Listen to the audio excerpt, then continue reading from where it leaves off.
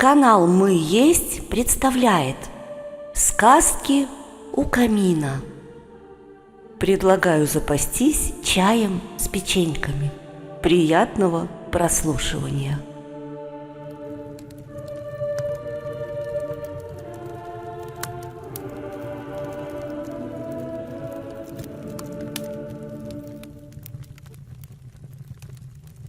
Мальчик и синичка. Жил-был на свете добрый и хороший мальчик.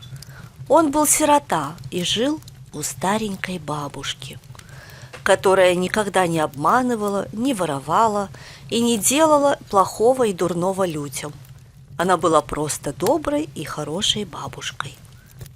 Они жили бедно, им едва хватало на еду. Однажды, в одну субботу, в канун Светлого Христового Воскресенья, он сидел у окна и смотрел на улицу. После холодной белой зимы наступила теплая весна. Он увидел, как знакомая синичка, которую он подкармливал холодной лютой зимой, присела на подоконник и весело завертелась. Она уже привыкла прилетать сюда и ждать еду. «Си-си!» – мелодично просвистела синичка.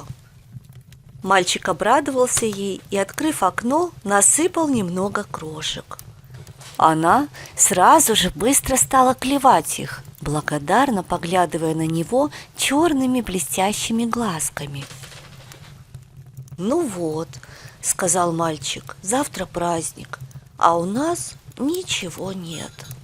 И тихонько вздохнул. Синичка защелкала клювом, что-то говоря на своем птичьем языке. Немного еще покрутилась и улетела.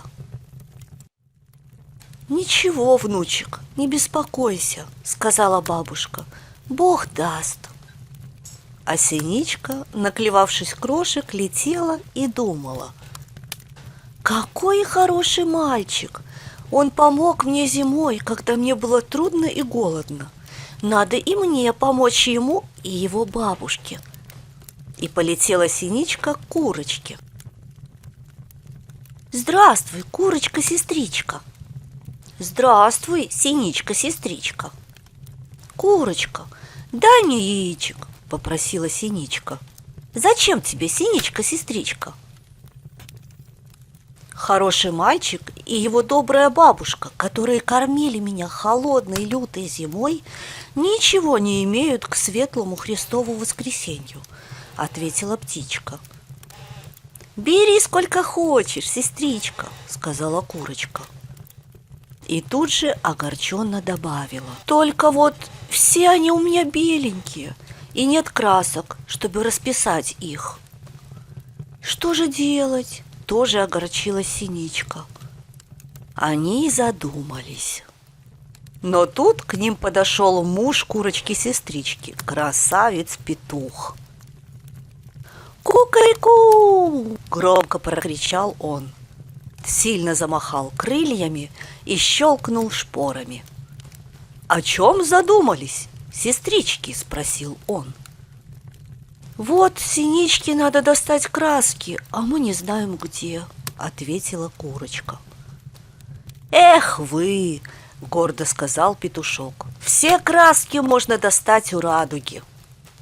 И тут же добавил: «Я для своего хвоста именно там брал». И он с гордостью прошелся перед ними, демонстрируя свой яркий хвост. «Правда!» – обрадовалась курочка. «Лети-ка ты, сестричка-синичка, к радуге». У самой курочки не было такого красивого хвоста, поэтому она и не знала, где достать краски. Полетела синичка к радуге. «Здравствуй, радуга!» «Здравствуй, синичка! Помоги мне! Дай мне краски для того, чтобы можно было расписать яички, которые дает курочка-сестричка для хорошего мальчика и его доброй бабушки, которые кормили меня холодной лютой зимой», — ответила птичка. «А то у них к Светлому Христову Воскресенью ничего нет». Ой, опечалилась Радуга, я бы с радостью дала тебе красок, но у меня сейчас их нет. Краски появятся у меня только летом, когда будет дождик и будет много цветов. А сейчас только закончилась зима. Синичка тоже опечалилась. «Что же делать?» – спросила она. «А слетай-ка ты к солнышку весеннему, да к небу высокому, к ночке темной, да к луне яркой, к травке шелковой, да к водичке прохладной. И про огонек жаркий не забудь, они тебе помогут», – посоветовала Радуга. «Спасибо, Радуга!» – поблагодарила Синичка и полетела. Ей надо было торопиться, так как времени было мало, и день уже заканчивался. Первое, что ей попалось на пути, была река. Подлетела Синичка к воде и села на камешек галыш на бережку. «Здравствуй, водичка прохладная!» «Здравствуй, Синичка!» «Хороший мальчик и его добрая бабушка, которые кормили меня холодной лютой зимой, ничего не имеют к светлому Христову воскресенью», — ответила птичка. «Курочка-сестричка дает мне яички, но их надо покрасить, а у меня нет краски. Помоги мне, дай мне краску». «Знаю я этого хорошего мальчика и его добрую бабушку. Конечно, помогу. Вот, возьми голубую краску». «Спасибо, водичка прохладная». И Синичка полетела дальше. Недалеко от реки она увидала только-только пробивающуюся из темной земли травку. Подлетела к ней Синичка и опустилась на землю. «Добрый вечер, травка шелковая!» «Добрый вечер, Синичка!» «Хороший мальчик и его добрая бабушка, которые кормили меня холодной лютой зимой, ничего не имеют к светлому Христову воскресенью», — ответила птичка. «Курочка-сестричка дает мне яички, их надо покрасить, а у меня нет краски. Помоги мне, дай краску». «Знаю я этого хорошего мальчика и его добрую бабушку. Конечно, помогу. Вот, возьми зеленую краску». «Спасибо, травка шелковая». И Синичка полетела дальше. А день уже закончился, и наступила ночь. Было уже темно и плохо видно, поэтому Синичка села на ветку и обратилась к ночи. «Здравствуй, ночка темная! Здравствуй, Синичка!» Хороший мальчик и его добрая бабушка, которые кормили меня холодной и лютой зимой, ничего не имеют к светлому Христову воскресенью, — ответила птичка. «Курочка-сестричка дает мне яички, но их надо покрасить, а у меня краски нет. Помоги мне, дай краску». «Знаю я этого хорошего мальчика и его добрую бабушку. Конечно, помогу. Вот, возьми фиолетовую краску». «Спасибо, ночка темная». Синичка хотела было полететь куда-то дальше, да подумала, что ничего сейчас в темноте не найдет. Она решила дождаться появления луны. «Не проспать бы», — подумала она. Она вздохнула и закрыла глазки. Кажется, она даже немного заснула. Холодный ночной ветер, подувший слегка, разбудил ее. Еще была ночь, и Синичка хотела опять заснуть, но вдруг увидела луну и очень обрадовалась. «Доброй ночи, луна яркая!» «Доброй ночи, Синичка!» «Хороший мальчик и его добрая бабушка, которые кормили меня холодной лютой зимой, ничего не имеют к светлому Христову воскресенью», — ответила птичка. «Курочка-сестричка дает мне яички, но их надо покрасить, а у меня нет краски. Помоги мне, дай краску». «Знаю я этого хорошего мальчика и его добрую бабушку. Конечно, помогу. Вот, возьми желтую краску. Спасибо, луна яркая. Мне осталось совсем немножко, решила птичка. Успеть бы. Она увидела, как темное ночное небо стало меняться, светлеть. Доброе утро, небо высокое. Доброе утро, синичка. Хороший мальчик и его добрая бабушка, которые кормили меня лютой холодной зимой, ничего не имеют к светлому Христову воскресенью, ответила птичка. Курочка-сестричка дает мне яички, но их надо покрасить, а у меня нет краски. Помоги мне, дай краску. Знаю я этого хорошего мальчика и его добрую бабушку. Конечно, помогу. Вот, возьми синюю краску. Спасибо, небо высокое. Синичка обрадовалась, немного посвистела и попела, приветствуя новый день.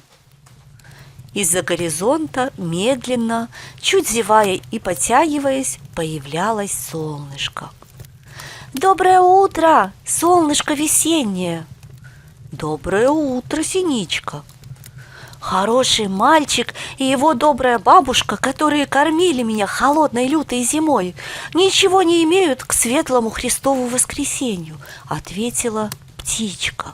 Курочка-сестричка дает мне яички, но их надо покрасить, а у меня нет краски. Помоги мне, дай краску. Знаю я этого хорошего мальчика и его добрую бабушку. Конечно, помогу. Вот, возьми красную краску. Спасибо, солнышко весеннее. Где же мне найти огонек, подумала птичка. А полечу-ка я в церковь, там всегда горит огонек. Через окошко залетела она в храм и видит, что яркий огонек горит перед иконой Богородицы. Здравствуй, огонек жаркий. Здравствуй, синичка. Хороший мальчик и его добрая бабушка, которые кормили меня холодной лютой зимой, ничего не имеют к светлому Христову воскресенью, ответила птичка. Курочка-сестричка дает мне яички, но их надо покрасить, а у меня нет краски. Помоги мне, дай краску. Знаю я этого хорошего мальчика и его добрую бабушку. Конечно, помогу.